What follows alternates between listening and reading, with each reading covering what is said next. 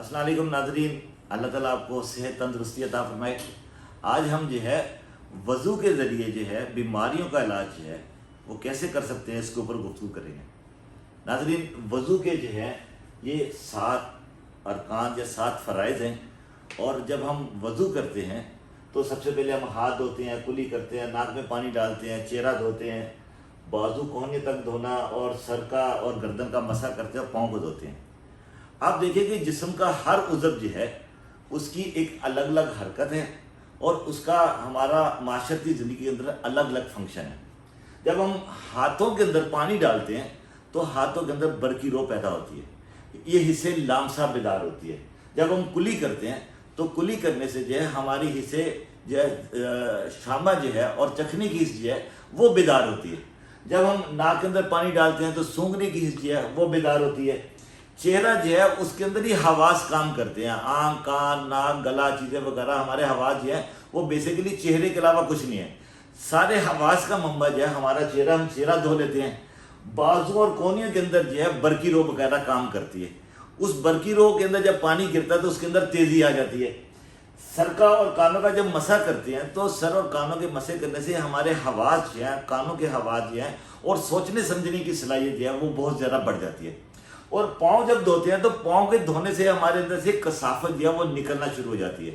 ہمارے پاؤں جو ہے وہ انرجی کو خارج کرنے کا بیسک ذریعہ ہے۔ ہم بالوں کے ذریعے جو ہے جب سر کا مسح کرتے ہیں تو بالوں کے ذریعے ہماری باڈی کے اندر انرجی داخل ہوتی ہے، اور جب ہم پاؤں دھوتے ہیں تو پاؤں کے ذریعے جو ہے وہ انرجی خارج ہو جاتی ہے۔ اب چونکہ ہر عضو کا تعلق جو ہے انرجی کے ساتھ ہے، تو جب ہم ہاتھ دھوتے ہیں تو ہمارے ہاتھ دھونے سے خون کی سرکولیشن جو ہے ہاتھوں کے اندر زیادہ ہو جاتی ہے۔ تو یہاں پہ آپ نے یہ کرنا ہے کہ وضو والا پانی الگ کرنا ہے اور پینے والا پانی الگ کرنا ہے۔ پینے والا پانی جو ہے ہم نے جب بھی اس کو استعمال کرنا ہے اس کو ایک دفعہ اللہ اکبر کر کے استعمال میں لے کے آنا ہے۔ اس کا طریقہ ہوگا، جب ہم ہاتھ دھوئیں گے، ہاتھ جب دھونے کا عمل مکمل کر لیا تو ہم جو ہے اللہ اکبر کہہ کے جو ہے پانی کا ایک گھونٹ لیں گے۔ اس کے بعد جو ہے ہم جو ہے کلی کریں گے۔ کلی کا عمل مکمل کرنے کے بعد جو ہے ہم پھر جو ہے ایک دفعہ پانی کا گھونٹ اللہ اکبر کر کے جو ہے اپنے اندر اتاریں گے۔ اس کے بعد جو ہے ناک کے اندر جب پانی ڈالیں گے تو پھر ہم جو ہے اللہ اکبر کہہ کے پانی کا ایک گھونٹ لیں گے۔ اس کے بعد جب ہم چہرہ دھوئیں گے، چہرہ دھونے کے بعد جو ہے جب چہرے کا دھونے کا عمل مکمل ہو جائے گا پھر ہم جو ہے اللہ اکبر کہہ کر پانی کا ایک گھونٹ اور لیں گے۔ بازو کو جب دھوئیں گے، بازو کو دھونے کے بعد جو ہے پھر ہم اسی طرح جو ہے جیسے جیسے ہر رکن جو ہے اس کا عمل مکمل ہوتا رہے گا، اس کے بعد جو ہم ہر حرکت کے ساتھ جو ہے اللہ اکبر کہہ کے پانی پیتے رہیں گے۔ سر کا اور کانوں کا جب مسح کریں گے تو اسی طرح جو ہے پھر ہم نے پانی پینا ہے، اور پانی پیتے وقت اللہ اکبر کہنا ہے۔ پاؤں کو دھوتے وقت بھی جو ہے اسی طرح عمل کرنا ہے۔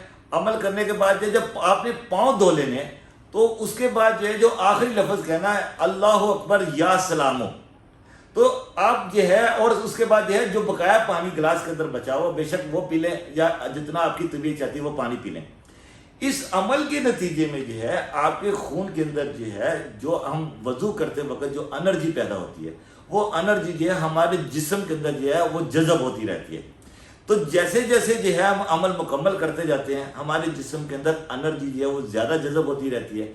انرجی کی اس جذب ہونے سے، اللہ اکبر کی تکرار کرنے سے اور وضو کا عمل مکمل کرنے سے ہمارے جسم کے اندر جو ہے اتنی زیادہ انرجی آ جاتی ہے کہ ہمارا جسم جو ہے لطیف ہونا شروع ہو جاتا ہے، اور پاؤں دھونے کے عمل سے جو ہے وہ ساری جو جسم کے اندر کثافت ہوتی ہے وہ جسم کے اندر سے نکل کے زمین کے اندر جذب ہو جاتی ہے۔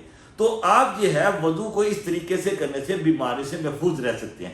تو اللہ تعالیٰ آپ کے لیے آسانیاں فراہم کرے، آپ یہ عمل کریں، اور اس عمل کے نتائج جو ہیں آپ مجھے اس کا فیڈ بیک ضرور دیجیے گا۔ انشاءاللہ جو ہے آپ کو اس کا بہت زیادہ فائدہ ہوگا۔ اللہ تعالیٰ آپ کو حفظ و امان میں رکھے۔ آپ کے لیے بہت ساری دعائیں۔